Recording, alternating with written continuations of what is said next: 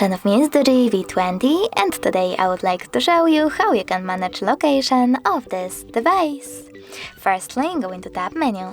Now look for location icon, and when you find it, click on it. Over here you need to choose close, and as you can see, location is now off. If you wish to turn it back on, just click on the same icon. But you can always go into settings as well, scroll down and tap on location section here. Then manage location of this device by tapping on this switcher next to use location feature. Thanks so much for watching. If you enjoyed this video, leave a like, comment and don't forget to subscribe. Bye!